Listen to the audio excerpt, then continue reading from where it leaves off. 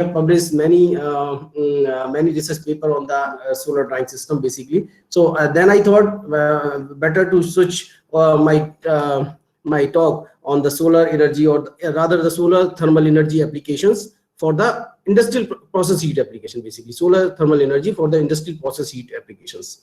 So I hope, and this is the very fundamental, very what is called very fundamental talk.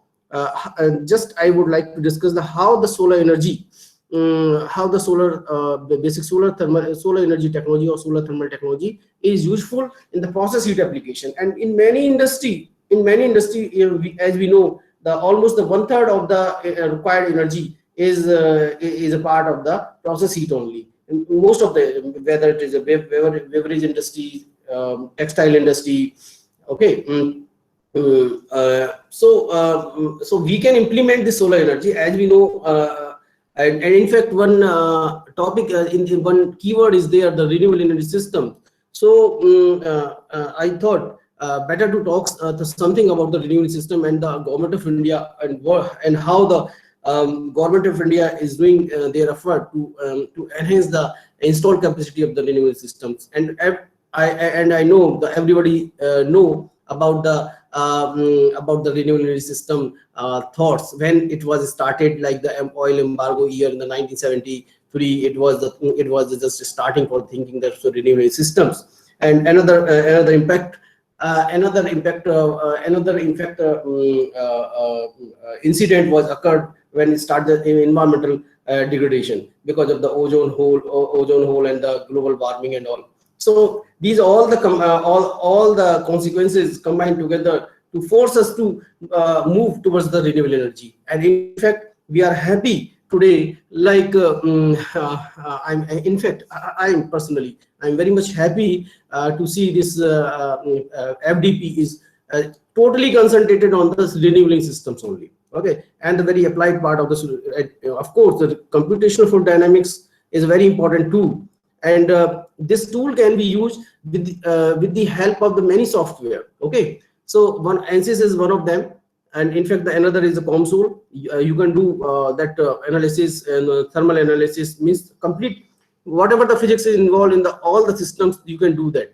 So COMSOL is one of the another very important and very useful software. Okay, so with this my words, let us start my talk. And I would like to discuss in another 1.5 hour India's energy and renewable energy contribution, industrial energy consumption and statistics, solar character and temperature range, how the solar energy conversion technology is useful in the industry basically. Okay, means the various industrial applications. So then the heat requirement for the industrial application for the various process, and if time permits, then I would like to discuss solar drying also. Right, I have few slides based on the solar drying system there. And so now, as we know, because solar energy is one of the most important factor, the hope the world is preserved and pristine, means the environment, and in fact for the future generation or the sustainable development based point of view. And definitely our choice is renewable energy. And definitely as we know, the consumption of the energy for any country, this shows the prosperity basically. Okay, and how the development is occurred, and how the GDP is raising. And this is all the basically indication of the development of any country. The energy consumption per capita energy consumption, this GDP, human development index, and another very important term is the human development index, that include all the literacy, rate of literacy and health, energy per capita energy consumption. So that human development index, unfortunately, in the present scenario, our position in the world ranking is not good. But but the government of India is doing the sufficient effort for doing that. So I hope we can hope for better in the next few coming years. Right. So definitely the socio-economic growth without the degradation of the environment, that is sustainable development, that means the sustainable development itself. And it is not possible without using the energy. And in fact, energy, if we are using energy, the conventional energy we are using, then definitely environmental degradation is there. Anyway, but overnight we cannot change everything. Slowly we are doing, and almost about the 24% of the total power installed capacity in India is from the renewable systems only. And now the solar energy and the wind energy have almost the equal share.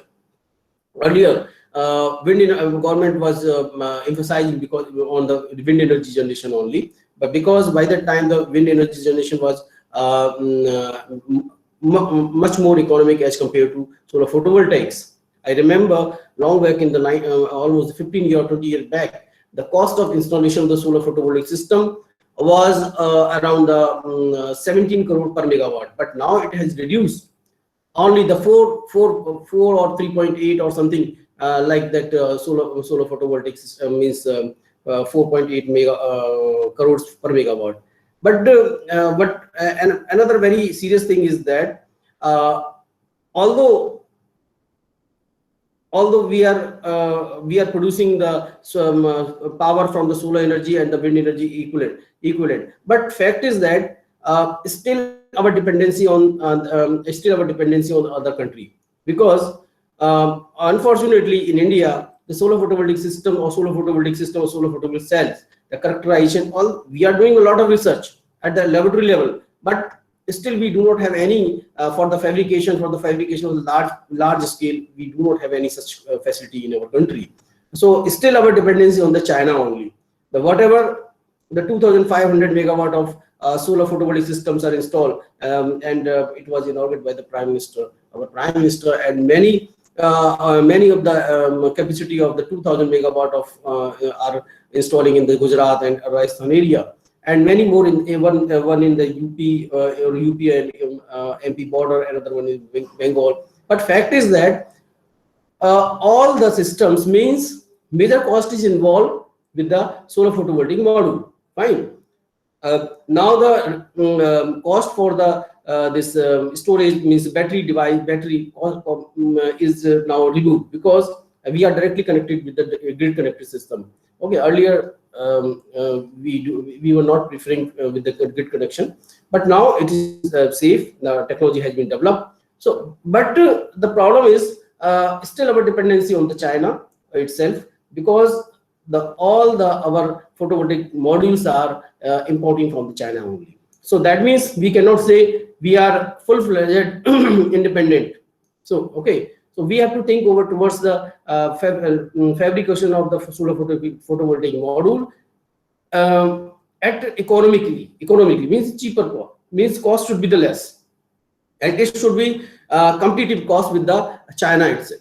Okay, that is our major challenge now at present regarding the solar photovoltaic systems. So because and now in fact the people means the government are also framing some policy regarding the CSP also, concentrated solar power, right? So anyway, so with this thought, I should move forward. Okay, time. Okay, fine.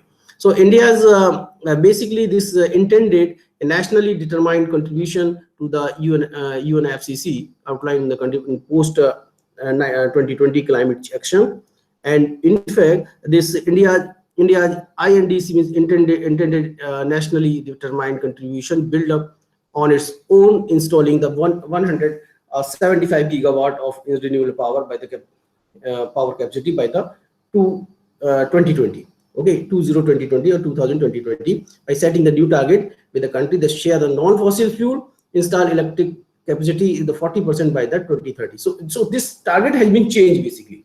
Earlier, in the 2015, the target was different before this government, but because we have achieved that earlier our target very early, by the 2017 and 2019 it was over. So we have set our new target, and this is good thing. Our government is promoting renewable energy systems very interestingly.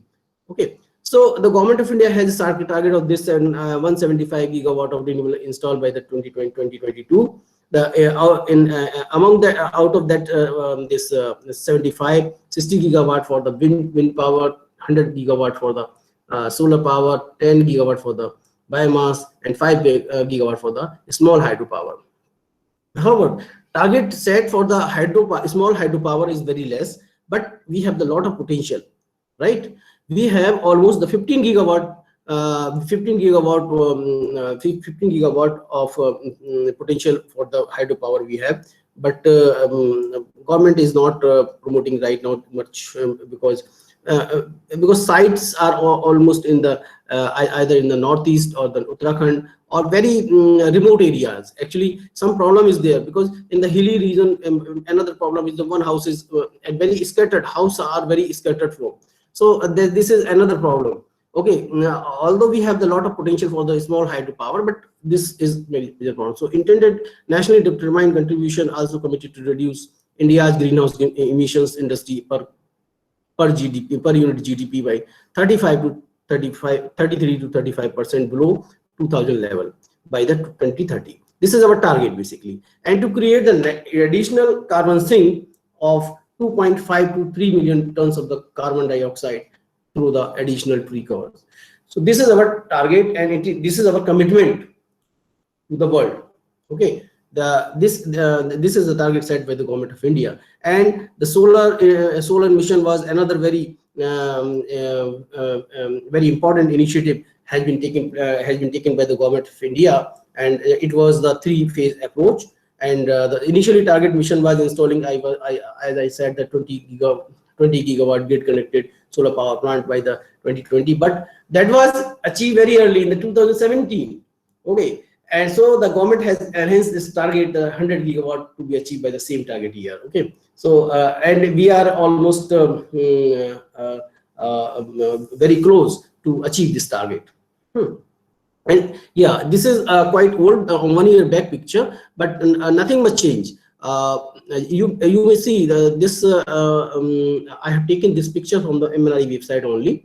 So by December 2019, the renewable share was the 23%, and the thermal power plant, the power production from the thermal power plant means coal-based power plant, gas turbine, or diesel. Basically, these comes under the category of thermal power plants only. Okay, so the share was the 63%. Now by December 2020, it has declined by the 1%, the 62%, and the renewable share has increased by the 1%, the 24%, and nothing much change in the nuclear energy. Yeah, and hydro is also not much change, or 12% or like in that way.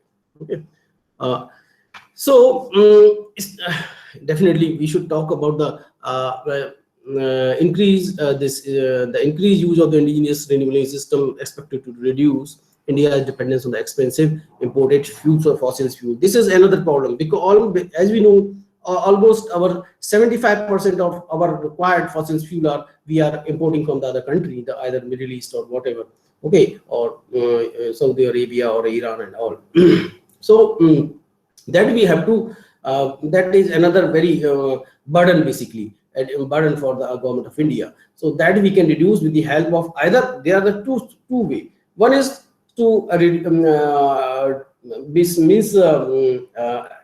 energy efficiency approach. Another one is to switch over the renewable energy systems. Okay, so energy efficiency approach, one slogan is there, the energy saving is itself energy generation. So that very famous slogan, I think, from the PCRA, Petroleum Conservation and Research Association. I think this slogan from there. So so that we can do. Almost there is the possibility of the 20% of our waste we can reduce, but for that we need to have definitely the huge money we needed to implement that thing. Okay, so slowly we can do that. So India has also estimated the renewable potential of about 1096 gigawatt from the commercially exploited. This is the commercially exploited with the grid connected wind. This is our estimated potential, 302 gigawatt at the 100-meter mast height, because the wind energy, wind speed varies with the wind height, means height from the sea height. Okay, so generally the 100-meter height is the most appropriate height because of many maintenance and many other constraints, many other ways. Okay, so a small hydro 21 gigawatt, bioenergy 25 gigawatt, and the 75 gigawatt solar power, assuming 300 wasteland and all. So like in that way, so I will skip this. Oh yeah, one more thing, in solar energy capacity has increased more than the 14 times in the last 5 years. It was in the 2003 630 megawatt to in 2015, and it has increased by 37,505 megawatt in the December 2019. So the huge means this is quite satisfactory and happy result basically. Okay, so sector wise, the renewable energy and all, so wind energy as the top, and more or less the same with the solar power also, the small power, small hydropower, the bioenergy, and all this, all the data from taking form. And the Karnataka is the topmost country in the solar power installation till the 2019. It is, in fact, it is 2/4 in the 2020 also. So yeah, this is the present basically the all India installed capacity. Like you can say, as I have already mentioned. So yes, this is a coal base, and the total basically thermal power, coal, lignite, gas, diesel, the combined together, this is the 62%, and the nuclear hydro is this much of amount of 45,000 watt of capacity of this, and with the 25% basically. Okay, so in India, the central sector, state sector, and private sector also, just you see the central sector, just to combine the central and the state sector power generation, it is almost equal, or just 3% less. Okay, not much more, 3-4% are less. So private sectors are doing very well in this power generation industry. Okay, so it was the total installed capacity was in 2019, it was the 3,62,000 and something. Okay, so and by the end of the December 2020, it has raised 3,75,000. The difference is not much, because maybe because of this pandemic, only the 13,000 megawatt has been enhanced, and out of that, in overall 1% enhance in the this renewable energy system. So that may be because this for this particular year, because of the COVID-19 has impact in the all over the world, not in India. Yeah, so that is the all India installed capacity or power stations. You can see over here.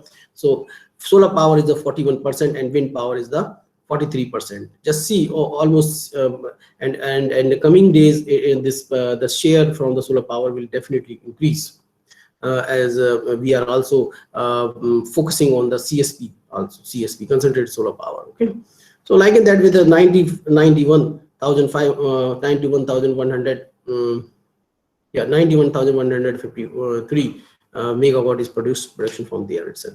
So this is basically our requirement, as we know, in the plan wise growth installed generation capacity in India, in our country, that by during independence, just you see over here, the installed capacity was only the 1,300 megawatt only. But how we have rise, this is exponentially. This is, although this data is only up to 2013, but you can see after 2013, the 3,75,000 megawatt is there. So how we are, and this all shows basically the industrial development, and our energy requirement has increased tremendously. Okay, so and we can say definitely our country is growth is very quite well, and we are doing industrial development is quite well in our country. So this basically, the industrial development means power consumption or energy consumption. So energy consumption is, you can see this figure. So there good development. You can see there is a very good development in our country since the independence. And okay, so this is the plan wise per capita consumption. Just you see, at the time of independence, only the 16 or say 17 kilowatt hour per capita energy consumption. But by the end of 13, it was the 917 kilowatt hour. But in the at the end of the 2019, it has reached 1400 kilowatt hour. Okay. So, however, if you compare the 1400 kilowatt hour per capita energy consumption with the USA, in the USA, can you guess what could be the per capita energy consumption in USA? It is around the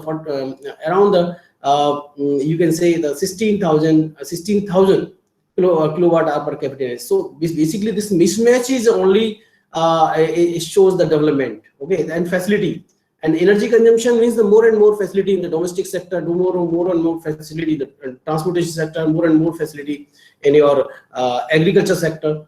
All right. So how the newly developed technology we are using in this sector, and our comfort level is definitely increasing. So that only shows our per capita energy consumption overall. So now, yeah, they leave it. I think this is not necessary over here. The conventional power distribution, that's all. Because just I want to say this conventional power is very low efficiency power generation is over here, and with the transmission distribution law, almost the 30% transmission distribution law losses are there. If suppose the one kilowatt is generated at the power plant, then it becomes the only the 0.72 kilowatt hour at the consumer level. So so that because of that reason, this distributed power generation, you can prefer the distributed power generation for the remote area, basically where the transmission and distribution lines are not there, and in fact we need much and more the infrastructure requirement and the money we need. So for those places we can prefer the renewable systems or decentralized. Okay. So distributed power or the decentralized power generation we can prefer over there to avoid such kind of losses and the huge investment in the transmission distribution losses. Okay, so we have lot of potentials emission per unit electricity from the coal based on the power plant. Just you see, carbon dioxide for the generation of the 1 kilowatt hour we emit the 0.998 or almost the 1 kg of the carbon dioxide, and in fact this is at power generation point of view. At that point only, power generation means at the power plant. But if we consider the transmission distribution losses also, the 30%, then this figure will become 1.32 or 1.38 kg per kilowatt hour. If we include that transmission distribution losses. So just to see how the emission we are producing with the help of the coal-based thermal power plants. Okay. Similarly, sulfur dioxide is there, the 0.0087, the nitrogen oxide, then soot and SPM. These are all problems from the coal-based power plants only. Okay. So CO2 mitigation potential in India, we have the huge potential of the renewable source, of course. So CO2 mitigation potential in billions tons per year. The wind energy has a definitely we have through the installation of the wind energy we can avoid 37,000 billion tons per year of the CO2 mitigation, and similarly the small hydro, the 14,000 billion tons of per year, the biomass and biogas and PV and all. So this is basically I thought it is very important, as we very important, and though these are very fundamental data, but very important to understand the renewable energy requirement, renewable energy source emphasis. Our emphasis should be there on the renewable sources because of these reasons. So anyway, so as the human activities requiring energy can be divided into these categories: domestic, transportation, agriculture, industry. Basically these are only the 4 sectors. We can the whole the whole community we can divide into these 4 sectors, how the energy consumption in the different sectors over there only. So domestic life, definitely now it is more sophisticated, as even the middle class family we have for the cooking, for the warming our food or the cooking, this microwave is there, and and I remember almost 35 years back, there was the source was the coal only. People were just brought the coal from the market, and they heat up their for cooking or for warming during the winter season. They were using the coal, but now it is very rarely seen. Okay, we are using for the heat convector, radiator, and many more advanced technology for the warming in the winter. Okay, like in that way. So and the cooking also, the gases, even government has provided the LPG connection at the rural level also. So so this is, and this, so consumption of more energy in the country indicate the more activity in this sector, that implies the better comfort at home due to the use of various appliances. I have already given the example of microwave, heater, and all. These are the various, and the better transport facility. For example, the metro in the most of the metro rail for the most of the metropolitan cities. Okay, it is there. And in fact, now this airfare is very quite cheap as compared to earlier, the 20 years back. It was the common or middle class person cannot imagine to fly. Okay, but now it is possible to almost all the middle class people can easily move, can use the flight. So these are all the comfort level, and based on the technology and the technology adoptions, and in fact the development on the country and all. So more agriculture and the industrial production, that we know we have the sufficient quantity of the food for production is there. And this urea means fertilizer. This is also another energy intensive industry, fertilizers, and farm machineries. Farm machineries are using the fossil fuels only, diesels and all. So, but okay, so so industrial production also. So now we can say, just look at over this figure. This figure is, although there are 10 countries mixed, these are mixed up. The developed and developing countries are there: Bangladesh, Brazil, China, Germany, India, Malaysia, Norway, Pakistan, and Turkey. So all mixed kind of countries are there. So just to see the industrial energy consumption statistics. So everybody knows that China is developing very rapid, very fast development is there in China. Okay, so competition with the China is now these days is very difficult, very difficult. Okay, though we can do, but at present it is so difficult. So just to see, the 70% of whatever the power generation is there in the China, it is directly, they are directly using, they are in the industrial development, industrial purposes only. 70%. As far as concerned with India, the 45% of our power generation is goes to our for the industrial process only. So India energy is a fundamental input, essential need to be advancement, modernization, economic revolution of any nation. Industrial, this, so I already discussed, the industrial sector of any nation has significant impact on the economic growth, of course. And you just see, so average basically about 32 to 35 of the entire global energy is consumed in the industrial sector. So we can consider the 35%. 35% of the global energy production goes into the industrial sector. Fine. So energy consumption ranges from the 28% to the 70% among these countries, but almost we have not considered the below poverty line. There are many countries are there in I don't want to take the name of those countries. So just to see, and now here at present the USA is using only the 33%. That doesn't mean they stop their development. Development is there, but they are using very energy efficient appliances. Okay, whether it is the USA, whether it is Germany, okay, they are using or Norway. Yeah, they are using very energy efficient systems, energy efficient appliances basically. Okay, so so because of this reason, their energy for industrial energy consumption is 33% and 28 over. And in fact, yeah, okay, so this is a very interesting figure. And now let me come towards my original topic, how the process heat can be compensated from solar energy applications, right?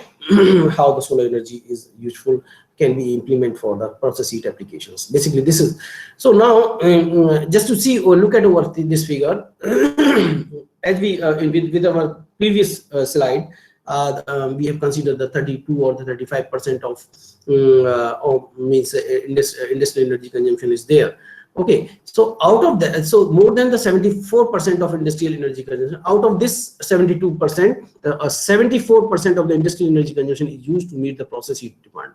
Process heat demand means the temperature, steam temperature in the range of the less than 150, in the range of the 400, less than 400 degrees centigrade, or it can be the higher 400 degrees centigrade. Okay, so so low temperature, medium temperature, and high temperature heat steam is required in many industry. Almost all industry, the process heat is required. Fine. So this you can bifurcate like the industrial, transport, and residential sector. You can you see the 32% we can consider on an average the 32% of at global level. We are talking about the global level, okay, not particular for the India or any specific country. So this is the 32% of industry, 32% of the global energy consumption in the industry, 31% on this transport, and then this 24% residential, and 13% for the others activity. Okay, so then out of this 34%, the 74% share for the process heat only. And again, the process heat, you can again the bifurcate with the process heat up to a certain range, like the 150. 30% is share for the less than requirement of the less than the 150 degrees centigrade, and 22% in between the 150 to 400, and for more than the 400 degrees centigrade, the 40% is there. So in fact, low and medium heat and the combined together 52%. So that much percent of the process heat you can easily achieve. You can very easily achieve with the help of the solar thermal devices. Although the 400 degrees centigrade or the higher than that is not an impossible task. That you can also, I will give you some example for the cement industry. I will give you some example for the ceramic industry. Okay, and the brick industry. So you can we can achieve the temperature in the range of the even the 2000 degrees centigrade with the help of solar energy. So there's and in fact now these technology are very easy, and availability is all over the country. Everywhere it is available, and a good example in the I will give you later that examples. Okay, so now what I have written over here. That means the 30% of the industrial heat energy consumption 150 degrees centigrade, and 22% of the immediate. Okay, fine, and the remaining 48 for the higher. Okay, same thing we have. Okay, now there are many in developing country, the agriculture, textile, pharmaceutical, food process, dairy, brick industry. These are very energy intensive country. I will show you some data, and even in the Japan, even in the Britain, or even in the France. Okay, I will show you some some facts. So in these industry, whether the agriculture based, textile, pharmaceutical, food processing, dairy, brick industry. Okay, these are the very common procedures, like the drying, boiling. Dyeing is basically for the textile only. So you may consider the drying, boiling, washing, sterilization, pasteurization for the this dairy and food process industry. Okay, so these are the very important process, and all these very important thing is that all these process occurred. All these process occurred at 300 degrees centigrade. I will show you that. I will give you that evidence. Okay, so energy consumption in the steel, glass, and ceramic industry around the 13% of industrial process implementation need low temperature thermal energy up to the 100 degrees centigrade, whereas the 27% to 200 degrees centigrade and existing need a very high for rest of them. So we can say so energy consumption and emissions are directly linked that because these are all energy intensive industry, and right now major part of the energy consumption is coming from the conventional resources only. So energy consumption, and if suppose this much of energy consumption, the conventional energy consumption is there, definitely it is directly linked with the emissions only. Okay, therefore increase in the energy consumption release more and more emissions over there. So that we have to, and that we can easily implement, whether it is solar energy or any other kind of the renewable energy, like the solar biomass also. Okay, gasification process, another very potential process for the industrial application so that we can do. Okay. So now, as per the IPCC, global warming is the most critical existence in the eco-efficiency approach adapted restraining the emission from the, and 1/3 of the total global, this is a very serious problem. 1/3 of the total global emissions are released by the industrial sector. Okay, and emission raised by an average of the 1.5% each year during 1970 to 2004, and even it is the same. Okay, because we cannot stop our industrial growth in the favor of the citizen of any country, right? So considering all the environmental problem and requirements that renewable resources can be unavoidable. So just I want to say this FDP is very important, and participants, I think they might be very happy to listen the these CFD approach and other approach and the renewable systems and how. No, okay. So so just that I want to connect basically. So renewable energy is a sustainable solution for the survival of the humankind on this planet without depending on the conventional. So this is our basically our target, not our only. This is a whole world target is that only. Okay, somehow we have to save our earth basically. Okay, and to find the sustainable solutions only. So now let us talk about some thermal energy systems. Basically this is the heat process, everybody knows.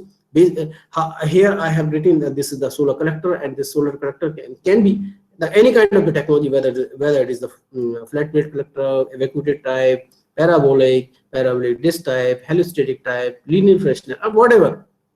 It can be any kind. That depends on your utility. That depends on your requirement. What temperature is required over there.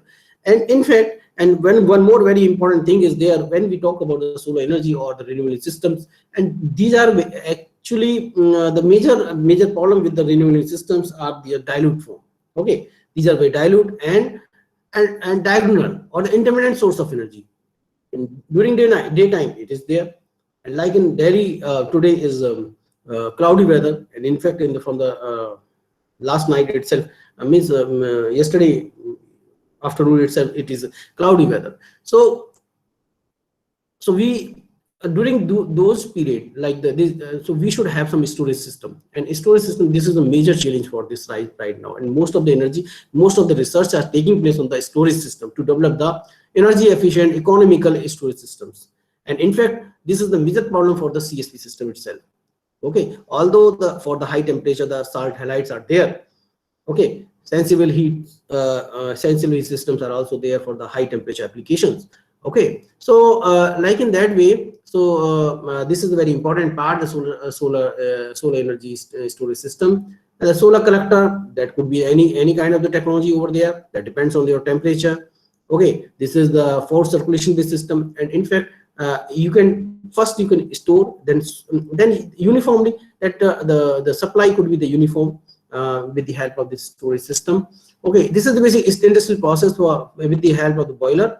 You can extract that heat for any heat engine or any kind of the engine over there. You can produce the mechanical power, then further whatever you want, whether you want electrical or whatever mechanical power, that you can do. And the heat rejection is there, that you can use for the secondary uses. Okay, for the secondary uses in the industry. So solar energy can be stored or directly can be used for the warm air, the water, commercial and domestic purpose, maybe for the industrial uses also. It is imperative to study the kind of solar collector. Which kind of solar collector, storage system, working fluid capacity of the system, load factor, and location. These are the very important factor for designing solar thermal energy conversion system. Okay, these are very important for whether it is a domestic purpose or it is the industrial purpose. So these are and in fact now these are few industry basically. Okay, so and in those industries, whether it is a dairy, tin, paper, textile, chemical, meat, beverage, flour, brick, plastic, timber, and whatever. So these are some process, and I will later in my later slide I will just show you that all process are occurred either in the range of the 250 or the 300 degrees centigrade. Okay, Then I will correlate with this solar thermal technology. Okay. So now the various processes in the different industry where the solar thermal energy can be utilized to fulfill the required demand. In the dairy industry, pasteurization, sterilization, drying, and concentrate. These are the, and again the tin food industry, the sterilization, pasteurization, cooking, bleaching, and paper, the cooking, drying. In the paper industry, drying share is almost the more than the 35% is over there. I will show you some data. Okay, the boiler feed water, bleaching, again the textile, bleaching, drying, and I will show you some data for the textile industry. How you can optimize the collector size with the collector size with the carbon emission. Okay, so drying, fixing, and pressing. So chemical industry, soap, synthetic, process heat, meat, washing, distilling, cooking, washing, distilling, almost in the beverage or the food industry, they have almost the same process, and this flow and byproduct, sterilization, pharmaceuticals, sterilization process is also there in the pharmaceutical industry. The thermodiffusion, drying, preheating, and the timber byproduct, the curing, brick and blocks. Okay, very high energy intensive industry. This preparation, distillation, separation, extension, drying, plastic, and even the crude oil industry also. Okay, and that we can do, and I will show you some data. So this is the very basic slide. So solar to the thermal or solar to electrical energy conversion path. So solar photovoltaic, it gives the direct electrical energy, and the solar thermal collectors the thermal energy, and hybrid collector. This is the most promising energy system now these days. The solar photovoltaic system, solar photovoltaic thermal system, or concentrated solar photovoltaic CPVT. So with these kind of systems are very useful for the hilly region. Hilly region means Leh Ladakh or the Kashmir, Kashmir, these kind of systems, because you need the hot water around the clock, and at the same time, if we maintain the temperature of the solar photovoltaic module or the cell, then its efficiency could be the constant. It will not decay with the temperature. Okay, fine. So that we can do. So these are the different solar thermal collectors. Solar thermal collectors, the non-concentrating and the concentrating collector, and concentrating collector and they are having their own benefits and limitations. Okay, so non-concentrating collectors are the flat plate collector, compound parabolic collector, evacuated type collectors, and again this concentrating collectors are parabolic, tough, linear fractional, parabolic dish, central receiver, or the heliostatic field. Sometimes it is called the heliostatic field, or both are the same. So basic difference. So means the main thing is in the concentrating collector, some cost is added to the reflector basically, and reflector decay very not very soon, but the cost is involved over there. And at the same time, the concentrating collector, you cannot use the diffuse radiation, but in case of the non-concentrating collector, the diffuse radiation also we can use. Okay, diffuse so means a cloudy weather or the partial cloudy weather, the non-concentrating collector also helpful.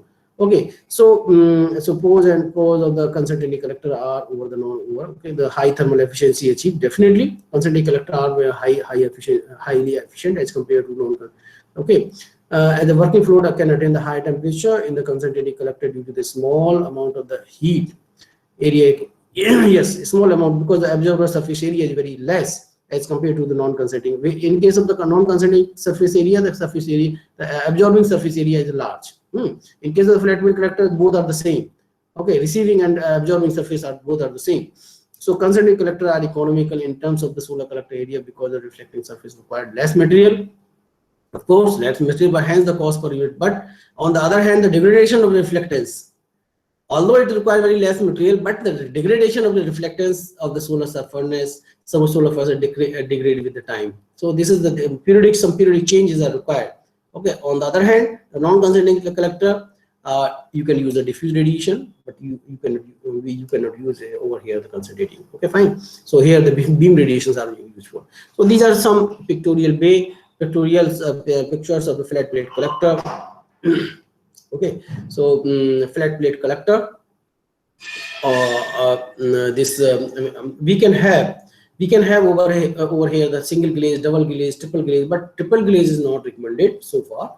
Okay, so glass, and then this is the absorbing plate is over there. These are some copper tubes, And this is the configuration is basically for the water heating system. Okay, and over here this is the insulation, and the side and bottom this is insulation only. So this is very quite popular solar thermal conversion device, flat field collector. Another one is evacuated type collector. Definitely this is improved version, and you can achieve with this 160 degrees temperature over there, and with the help of this you can achieve up to the 80 degrees centigrade over there. The water temperature could be the 80 degree, and over here the 160 degree you can easily achieve.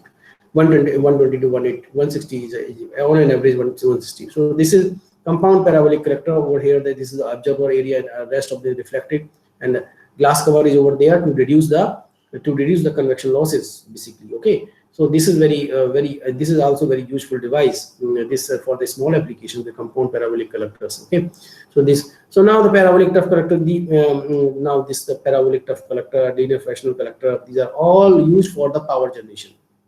But now these generally prefer the parabolic tuff collector and the halostatic type reflector. This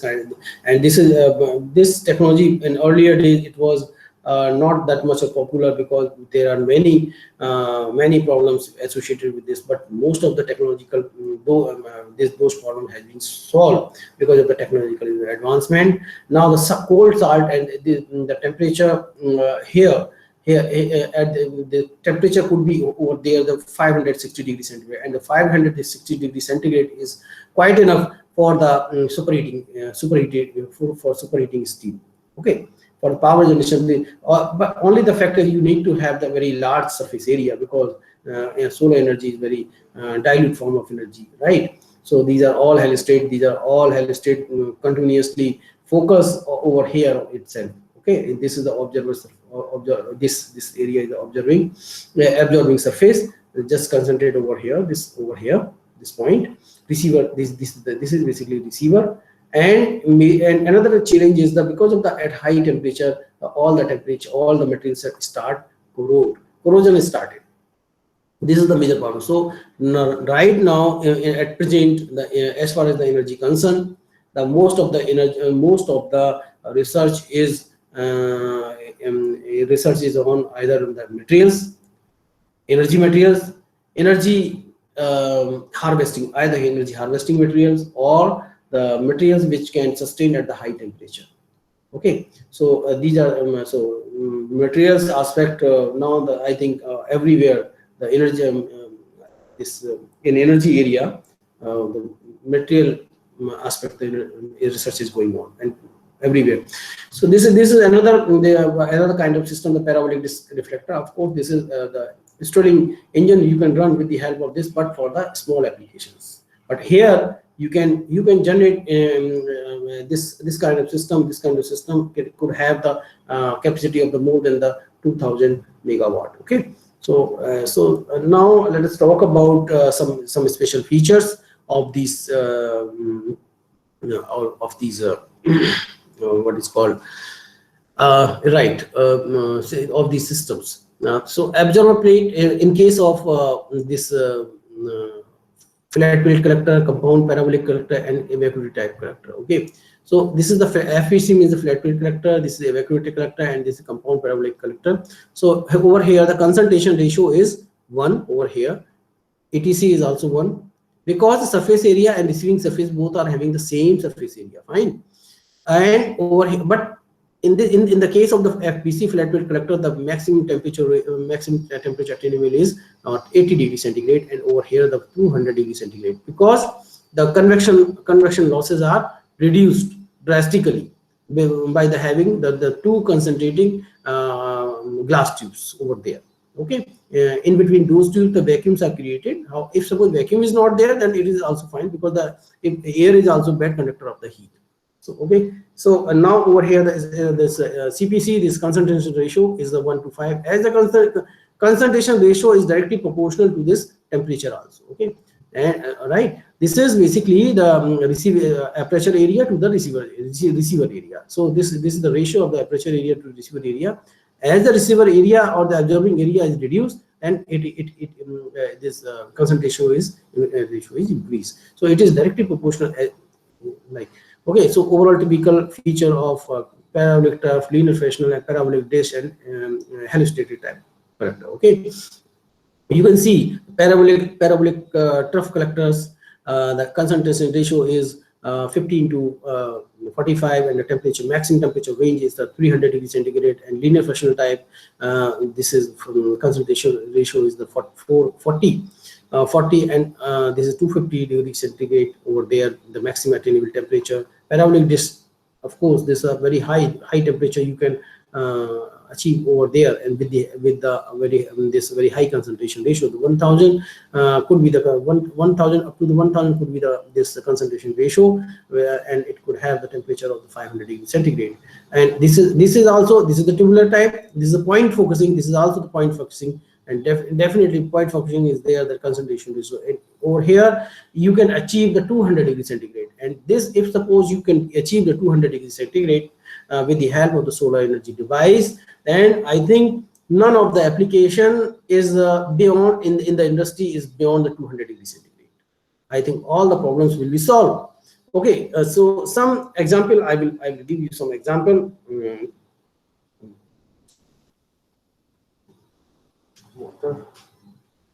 Just a,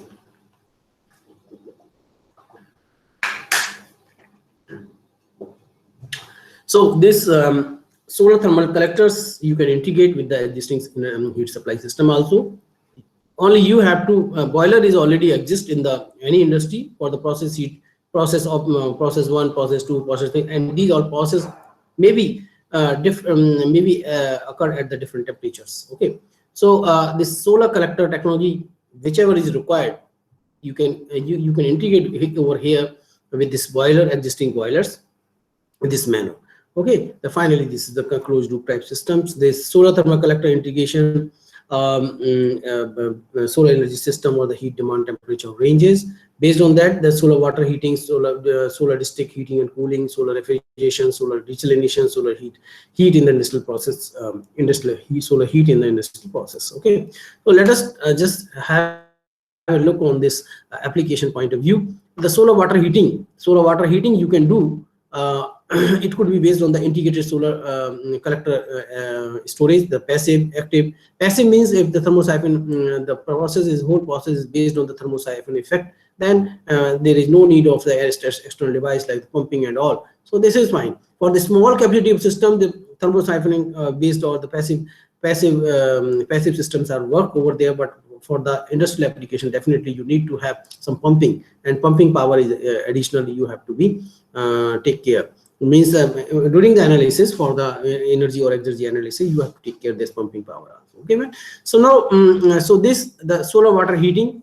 Water heating means water heating. That means only that you need to have the temperature is around 100 degrees centigrade over there. Okay, that could easily be achieved with the help of the ETC type collector up to the 250 degrees centigrade, and CPC is up to the 300 degrees centigrade over there. So like in that way, only these two kinds of simple kind of the technology is sufficient for the water heating system. Okay, so for the district heating and the cooling system and collectors, you can say for district heating and cooling collector, for the district heating cooling system and collector type, you can say like just see for the space heating and cooling. For space heating cooling, definitely because density is very less, you need to have some pumping device must be there. Okay, so space heating and service of water active, the air system, heat pump system, water system, absorption type system, mechanical system. So for all these purposes, the flat plate collector, ETC and CPC, these are the sufficient for this application, heating and cooling application. The flat plate collector, ETC, and these are sufficient. Okay, so now in the similar way for the refrigeration, absorption unit and the adsorption units, these are of course the active. Only the FPC, ETC, and EPA well sufficient for these applications. Okay, for the solar desalination, for the solar still, we know only that we need to maintain the temperature of the water, and just above the water or the evaporative level surface, we need to create only the 10 degree or 15 degrees is sufficient. That much temperature is sufficient because of the partial vapor pressure difference. Only this still is works over there. Okay, so solar stills are very and of course it is a passive phenomena, based on the passive phenomena, and very useful device, and Yeah, although the yield is very less, not more than the 3 liter per day per meter square, but it could be the enhance. It could be enhanced up to the 4.5 liter by the advancement of the technology, by nanomaterials, integration with this collector and all. But at the same time, the cost will increase. We have to very much take care. Okay, so this is another very important device for, especially for the developing or the underdeveloping countries. Okay, so we can solve our drinking or some other kind of the water purification problem with the help of this. But this is quite simple, nothing we need to do. Okay, so multiple effect of the boiling, multi-stage flash, vapor compression, these are all you can achieve with the help of these. All process can be achieved with the help of the FPC, fillet plant collector, ETC and CPC. And similarly for the industrial, this is very important, industrial process heat and the steam generation system and industrial air and water system. Of course, we need active because the continuous supply is needed over there. So that depends on the which kind of temperature is needed. And but for that, the PTC and LFR sufficient is technology sufficient. And because the LFR and the parabolic trough collector, the 350 degrees centigrade is sufficient over there. Okay, so for this industrial process heat is sufficient around the 350 degrees centigrade. Right, fine. So now just to see over here, industrial heat demand by the temperature range for the solar process heat applications. Just to see over here, the drying, tin, paper, textile, chemical, meat, beverage, and all these process we have already discussed. The this pressurization, sterilization, drying, concentrate, just look at over here. Now, just look at over here. The maximum temperature is this is the 80 degree. This is 120, 180, 180, 180. Then 200 degrees centigrade. The soap and synthetic rubber process needed the 200 degrees centigrade over there. Process heating is at 180 degrees centigrade. And even just to come over here at the bottom, the oil refinery plastic. Here you need at the most 220 degrees centigrade. Okay, for that purpose, just to see the collector, you can use the flat plate collector, ETC and CPC. This is stationary type, means there is no tracking. If suppose you provide this tracking, then definitely its working efficiency and is increased. With the help of the single axis tracking is enough. For the parabolic trough collector, the single axis tracking is fine. Okay, so you can achieve with the help of this PTC the 260 degrees centigrade temperature. With that 260 this for the soap and other things. Okay, 200 like in that way. So just to see over here, all the process heat application is not more than the 200 or 260 or 300 below the 300 degrees centigrade itself. Yeah, this is the simple solar thermal technology. This is solar collector, whatever based on the requirement. Okay, this is the storage tank and the hot water and the cold water inlet. This we can do. This is a hybrid solar and the fossil fuel system. You can, because you cannot replace overnight.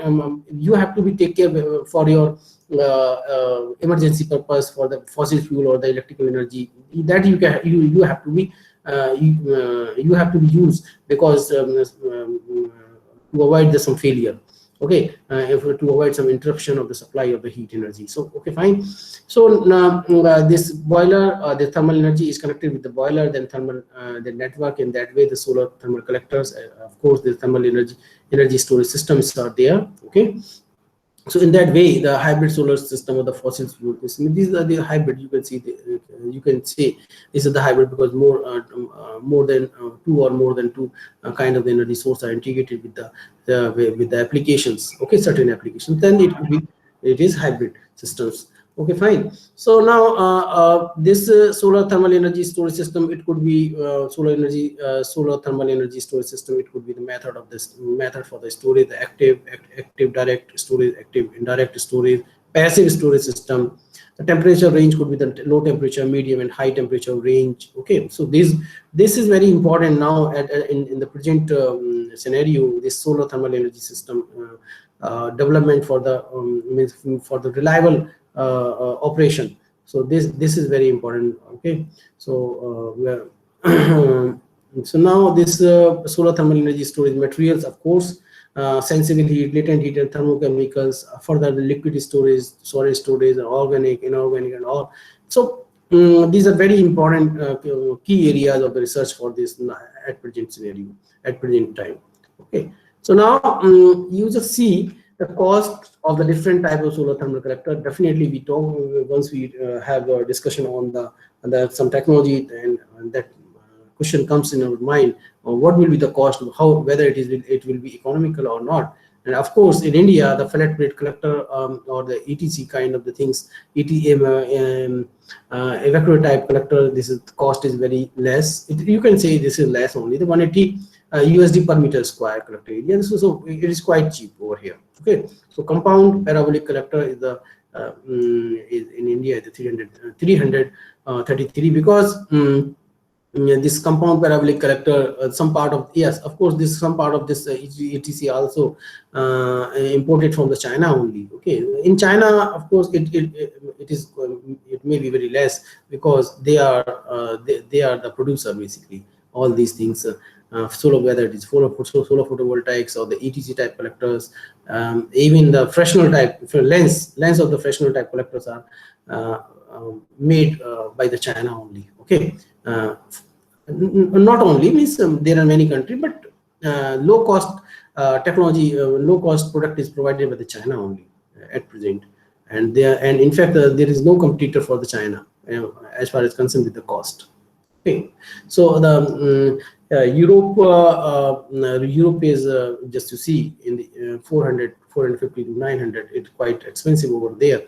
Parabolic disk type, fixed type India, the 113, maximum 300 USD, and the parabolic disk tracking base, because this involves the tracker and all motors, servo motors and all this involved. Additional part is there, and in fact at the same time maintenance is also increased. So this could be the very high, just double the 600. Parabolic trough in India, the 270 parabolic trough, 270 USD per meter square. Like in that way, so linear fractional is quite expensive, of course, as lens is involved there. So annual CO2 emission saving from the different industrial sector. Just to see, this is very important thing.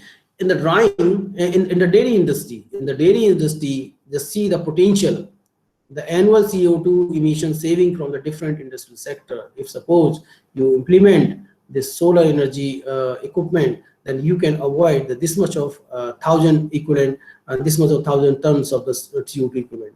For the dairy industry in India, the 332 to that varies from the dairy to dairy with what kind of the technology they are being using there. Okay, so because of that reason, it could be the maximum. It could be 144,000 tons of the CO2 equivalent you can save annually. This much, so huge potential of the CO2 emission saving in the dairy industry. For example, the Austria, the 280 paper industry. This is another, the drying is taking place over there. So in India, the 340, they see the huge potential over there. The CO2 emission saving is 340,000 tons of the CO2 equivalent is there. And as far as concerned with the textile, just to see 7,648, and it varies from the 2,400 to 7,000. Just to see that this much of huge potential, because basically the CO2 emission is due to the conventional fuel. And if we can replace some part of the conventional fuel with renewable energy, then we can easily save this much of CO2 emission. This is the very interesting figure and very motivational figure. Okay, we can save this much of emission per year. Okay. So now I should talk about the drying, because drying is a very essential process for the preservation of the agricultural crop and the industry like the textile production, dairy, cement, clay, brick production. So these are all industries having the drying major. Drying is a major process in all these countries. Okay, all these processes. Okay, so cement production, clay, brick production, tile production, board, timber processing, wastewater treatment. Wastewater treatment also the drying is there. Okay, so biomass treatment, of course, for the gasification point of view, first you have to dry your biomass to reduce its moisture content. Okay, So biomass, this waste water treatment, of course, sludge is there. Sludge, before converting into the char, you have to dry it properly. So instead of, for the drying operation, instead of using the conventional energy, you can use the solar energy itself. Okay, so the energy required for the drying is supplied in the industry. In the industry, these are the options. Okay, so most of the industry, they are using either electricity or the natural gas or wood or electricity itself. Okay, fossil fuel electricity means the fossil fuel only. Okay, so but the solar is another option for the drying, because drying is taking place at a very low temperature. Okay, this we can have, no problem. Yeah, so let us talk about some industrial drying operations. So right, so energy consumption in the drying operation, just to see, the industrial dryer consumes significant portion of the total energy used in the manufacturing process, which is 12% of the average. Just to see, for the drying itself, the almost on an average 12% of on an average 12% of total energy consumption is goes to the drying operation only in any industry. For instance, the energy used in the drying industry was estimated 128 into 10 to the power 9 megajoule in selected UK area. Just see, so UK and France, these are both of these countries are very developed countries. Just to see, okay, so overall pattern of the energy consumption in some drying application, you will see over here. Just subsector like the food and agriculture. Just see the food and agriculture. This is for this figure is for the France, and this is for British industry. Okay, in total this much, and due to the sharing, due to the drying, the total share of the energy consumption is 12%. Okay, similarly, just to see over here for the drying in the paper industry. Okay, and just to please remember, all the dryings are taking place at less than 100 degrees centigrade. All the drying in paper industry is not more than the 150-160 degrees centigrade. Okay, just to see the and that temperature you can easily achieve with the help of solar photovoltaic and the solar collector technologies. Okay, any kind of this. So just I would like to mention over here the food and agriculture. Just you see the total 12% is due to the 12% share is only for the drying application, and similarly for the paper industry, 33% is the total. Whatever the energy is consumed in the paper industry, the total 33% of that energy goes to the drying operation only. Okay, like in similarly, in total on an average, the 12% is on an average. This figure is there. So and all the drying operations are not more than the 160, 150 degrees centigrade. Okay, if suppose fruit drying is there, fruit drying, definitely you cannot achieve more than the 70 degrees centigrade. Otherwise, nutritional value will be decreased, will be omit. Okay, so that for those purpose you can see. So now the energy requirement for the textile bed process, just to see, these are all the energy requirement for the in the textile industry. And I am not going in any other this process. My interest is only the dyeing, either dyeing or drying. These are two operations where the heat energy is required. Okay, over there. So now you may see, for example, for the drying. Okay, so steam cylinders, of course the indirect drying is there. Direct heating of the textile in textile industry, it is not there. Okay, stinner, this drying. See this the 2.5 to it varies from the 2.5 to 4.5 and 2.5 to 7. So you can consider 2.5 to 7.5. This is the range of the drying operation. Just to see this much of gigajoule per ton of the output. So I mean to say, the huge requirement of heat energy over there, and that heat is not more than the 150, 160 degrees centigrade. And 160, 170 or 150 degrees centigrade is not a challenging task. Okay, so So now we can have some discussion on this. This is for the Japan. Japan is a developed country, of course. And so breakdown for the thermal energy used in the dyeing plant in the Japan for the textile industry. Just to see, my interest is only the for over here the drying. Just to see the 17.2% is portion, because they Japan is very energy efficient. They always use the very energy efficient component, or energy efficient operations, or energy efficient technology in all the industry. Even though they have the 17.2% of the total energy consumption in the textile industry goes for drying operation.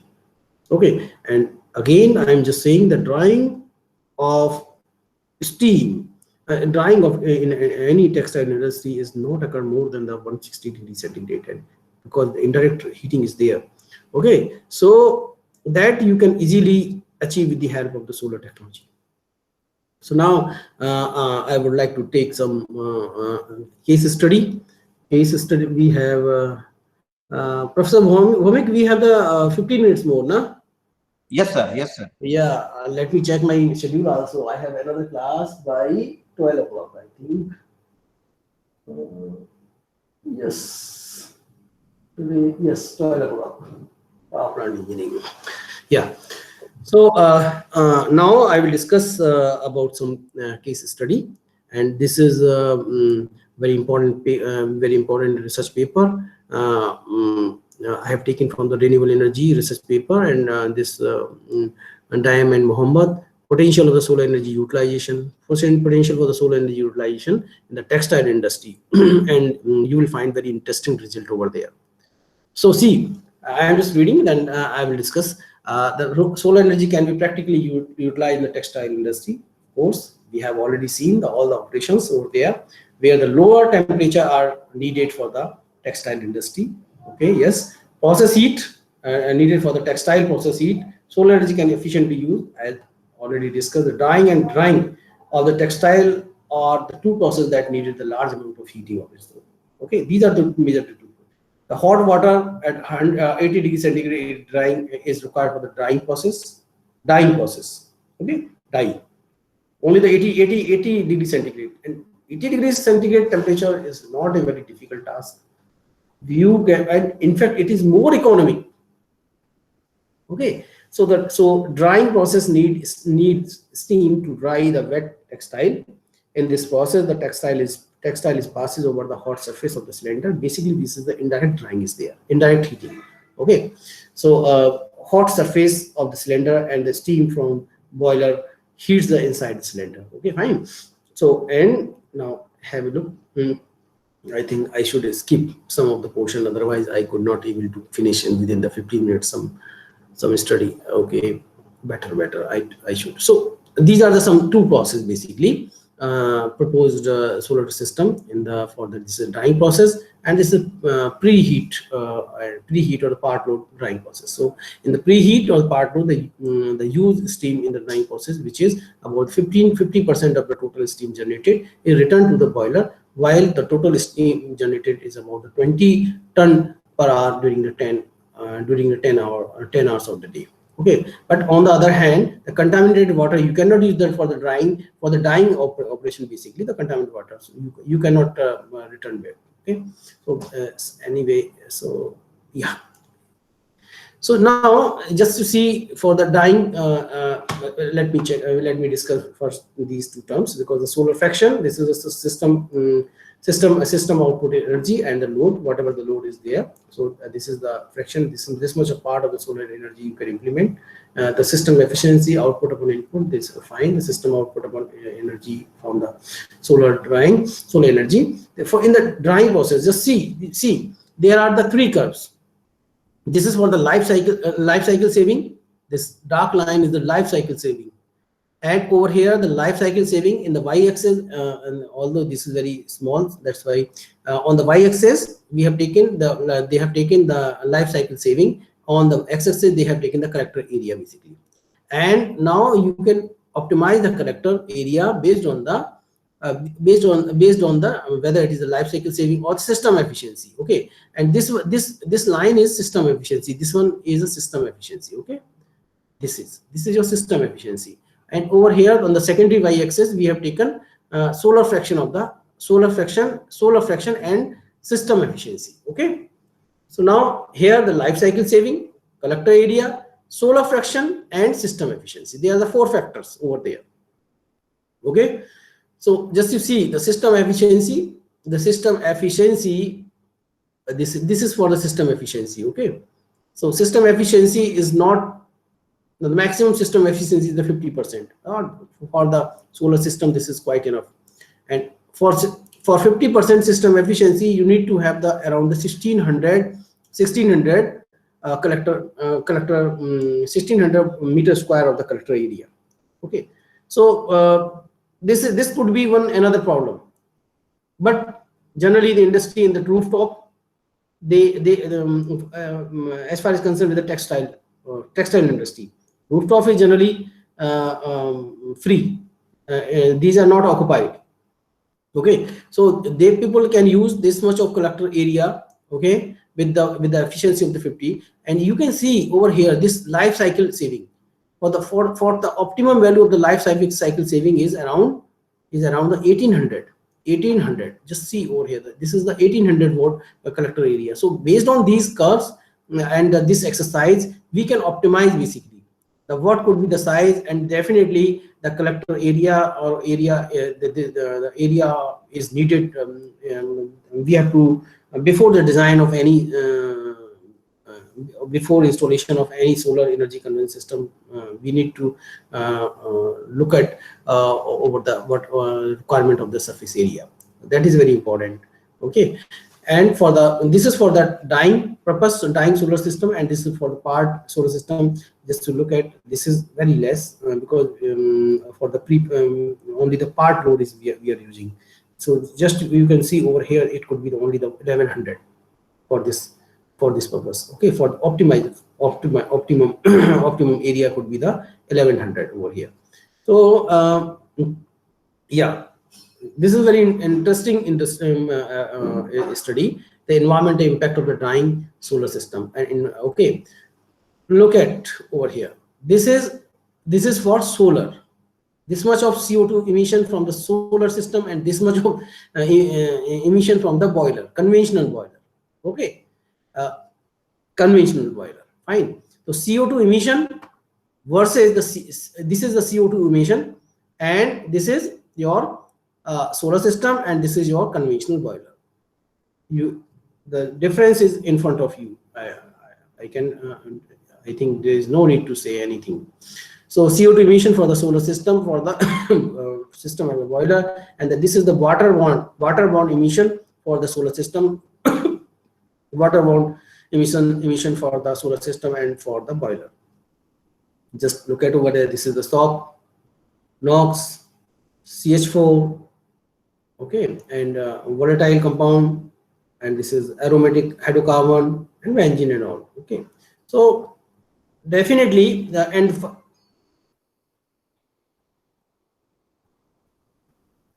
Okay, so for the clay or brick production, just look at over here, energy used for the brick industry in some selected country, Iran, Belgium and all. So just to see over here the specific energy consumption, and that is in the megajoule per kg of the brick. Okay, megajoule per kg of the brick, Iran, Iraq or whatever. So just look at over the highest, the Iran. Iran could have the higher because they may not have any concern about the energy consumption or means energy saving. Okay, so because of that, because they have lots of the energy sources, whether it is a natural gas or crude oil or whatever, and just think, just look at some other country, in fact developed country means we can presume they are using the energy efficient technology. Okay, so for example over here you can consider France, you may consider Ireland, you may consider this England. Okay, let us take for example Germany. Okay, Germany is, yeah, of course. So see, the specific heat energy consumption is 1.7, 1.73, but the total energy, electrical energy is just look at over here, the 48.8 kilowatt hour per ton. So means this is basically the electrical energy consumption. Okay, even though in a specific energy, what I mean to say, that for the why did I select this lowest figure? Because the lowest figure means that that country is using the in the all whatever the possible devices for the energy saving, energy efficiency. Okay, that was my aim to select that lowest value, the specific heat energy consumption. If suppose the lowest, that means you can presume this country is using all the aspects of the energy saving devices. Fine, even though all the saving device they are using, and just see the consumption, the specific total energy, specific total electrical energy consumption is 48.8. And in fact, okay, Germany, definitely the solar photovoltaic systems, they are using a huge quantity of power developed by, but maximum still to even today the maximum power production is from the conventional sources only. Conventional sources means fossil fuel. Fossil fuel means either coal or your crude oil or whatever. Okay, so just look at this is the and in fact this much of amount you are using the conventional energy, that means the carbon emission is there, that I mean to say. Okay, fine. So now in the cement industry, how much I have, okay, fine. So let me read what is written over there. The solar energy used in the cement industry can be achieved by the solar crane. Yeah, solar crane is the important. Solar crane is the very energy intensive process. Can be used simple and can be insulated with the natural air circulation. Yeah, insulation is another very important factor for the energy saving. The dryer can automatically improve the thermal efficiency and can be used the renewable energy, hence saving. Yes, for the drying purpose, the solar energy we can use, of course, for the in case of the cement industry, for the initial moisture removal. For the initial moisture removal, solar drying systems are very efficient for the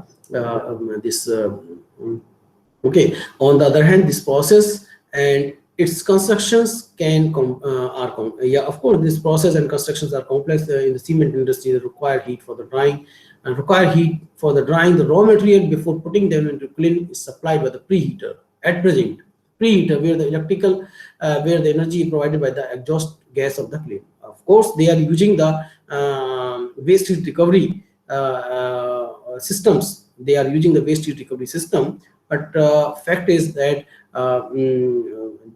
if they are using, that is fact, that is fine. Okay, and in fact there is another very quite interesting this case study is there.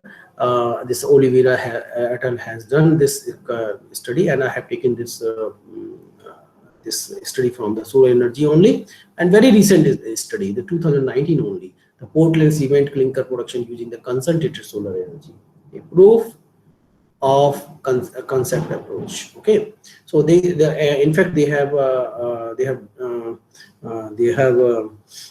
done this experiment at the laboratory scale. Okay, but it can be the scale up. It can be scale up. So aim of that work was to demonstrate the feasibility of the producing the Portland cement clinker upon the direct exposure of the raw material under the concentrator, solar concentrator. And this is the SF40. This is the kind of concentrator. This solar disk type the concentrator is there. This name, the high concentration solar furnace is SF40, solar furnace 40. Okay, this is very useful for the in the industry for the high temperature applications. Okay, especially this furnace SF40. For this purpose, the short I'm just reading over this these because these are very important. For short thermal cycle, less than 40 minutes was device including the 5 minutes dwell time at temperature range 950 range. Okay, in the beginning, in the starting 40 minute, in the initial 40 minutes, you can achieve the temperature in the range of the 950 degrees centigrade, and 1200 to 13 degrees centigrade, followed by the 15 to 10, another 15 to 10 to 15 minutes. Okay, fine. So now basically, with the help of this system, the high concentration solar furnace, you can easily achieve in the temperature range, 1500 to 1500 degrees centigrade. So this just I want to show you that this temperature range this temperature range has been demonstrated by this fellow Oliveira et al. In their study with the help of the solar furnace itself. Okay, so so now the material to be calcining temperature up to the 600, then fired normally at the temperature of the 1500, because this clean temperature is in the range of the 1800 or 1600, 16 to 1800. So means, I mean to say, up to the 1500 you can easily produce with the help of the solar energy devices, solar furnaces, to produce the fine particle clinker and all. Okay, so now just I want to show you this technology. This experiment was carried out, the SF40, the solar furnace 40. This is the name of that solar furnace. The solar furnace in this facility, 40 kilowatt. This, okay, 40 kilowatt of the power reaches the peak concentration, the 7,000 suns. On 1 sun is equal to 1 kilowatt per meter square. This is standard unit. Okay, 1 sun is equivalent to the 1 kilowatt. So this much of sun, this much solar energy you can generate over here. Okay, and this is the shutter, and shutter is used to control whether however you can make it the horizontal level also, so that whatever the energy it will in the sky only. If suppose you want to control the temperature over here, then the shutters are over there. Okay, the shutters you can use. And of course, these shutters should have the the anti-corrode materials which can sustain at the high temperature. Means the corrosion should not be at the temperature of the 1000 degrees centigrade, like in that way. So here some internal arrangements are there. The infrared camera is there. This is infrared camera for the measurement of the temperature and the whole process basically. This is the test table. This is the test table. Over here the sample is kept over there. The pyrometer is used for to observe the radiations basically. And this is the concentrator and mirrors. Again, the focusing and test table and all. This is the laboratory scale. So the optical axis is horizontal, and the heliostatic parabolic concentrator and focus on the anion on the optical axis parabolic. Okay, fine. So this is a more closer look of this portion, the secondary concentrator and the sample holder over there. The amount of the sunlight incident on the concentrator and therefore radiant energy into the focus was controlled by the angular motion of the shutter. This angular motion of shutter. Okay. In addition, the tilt mirror of the 45 was used to perform these set 90 degree and all. Now please look at over this table. So over here, so they have done the batches for the 3-4 batches, and they have done the experiment on this. The holding time above the 1500 degrees centigrade is the 10 minute, 15 minute, or 15 minutes, like in that way. Just to see over here, the solar radiation was only the 880, 830, 780 or 800. Means the clear sunshine hour. During the clear sunshine hour, you are having the 880 or 830 or 780 watt per meter square. But and with those solar radiation range, you can achieve very easily the 1560 degree temperature maximum. So that I mean to say. That I want to demonstrate over here, even though within the range of 700 to 800 watt per meter square, this solar radiations are there. Okay, but you can easily achieve the temperature in the range of the 1500 or 1500 or 1600 centigrade. Okay, so that is my aim to show you this over here. And let me check the time now. Laboratory. Okay. So I think I should stop right now over here. We will talk some other time if suppose and we may have if you want to discuss something, you may write me on my email also. Okay, this is my email ID. Let me keep. Okay, Anil Kumar 7c@dtu.ac.in, or if suppose some questions are there, I would be happy to give if I could. And okay, so I just want to conclude. Solar energy is very reliable technology. Even you can use for the because many times it comes in our thought this much of high temperature, whether it will be achievable or not. But I have shown you all the technology with their operating temperature, and that we can do very easily. Okay, so Professor Bhumik. Yes, sir. So what is the next order for me? So, if, dear participants, if you have any queries, then you can ask to sir. Yes, sir. Yes, sir. Sir, I am Vanraj K. Dodia. Sir, your session is very, very good and very helpful for me. Thank Sir, you. Thank you. recently my research work are done. Research work are working in RK University. So I request to you, sir, please send your these materials for my help. Definitely. I will provide to Professor Bhumik. Okay, so no problem at all, because I have taken all the things from the from either research papers only. So there is no point of any hide for this material. Okay, and I would be very happy if suppose it will be if suppose it is helpful to you, and you may have some Sir, your collection and data collection means this materials is very, very important for me. That's why I am want to you. No problem. I would be really very happy if it is helpful to you. Definitely, I will give to Professor Bhumik. Okay, sir. Thank you, sir. Yes. I will say to you, sir. Yeah. So once again, Professor Bhumik, thank you very much for calling me over here. I don't know how much helpful I talk to your participants, but I have selected basically this very fundamental things to generate the interest into the participant. Maybe some of them are from the already have done the PhD and all, but maybe I think the 50% of them are looking for the research in some institute. So they may create their interest in the solar thermal devices for the improvement and the application point of view, for the industrial application point of view. Basically, for the low temperature and medium temperature, there is no problem. But main thing is the industry is oriented with the high temperature application. So we have to develop the solar energy technology and for the high temperature range only. Okay, our concentration should be there only. Yeah. So yes. Yeah. Okay.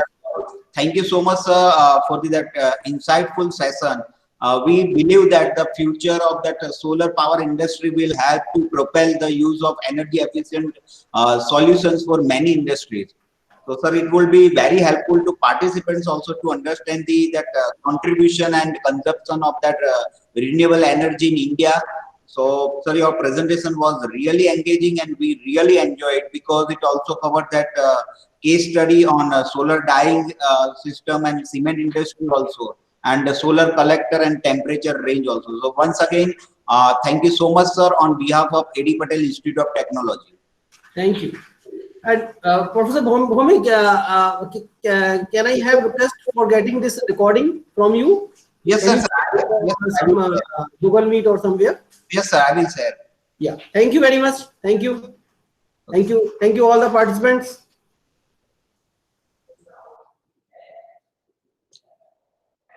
Thank you, everyone. Our next session will start at 11:45 on application of CFD on nanofluids for potential application on liquid solar flat plate collector.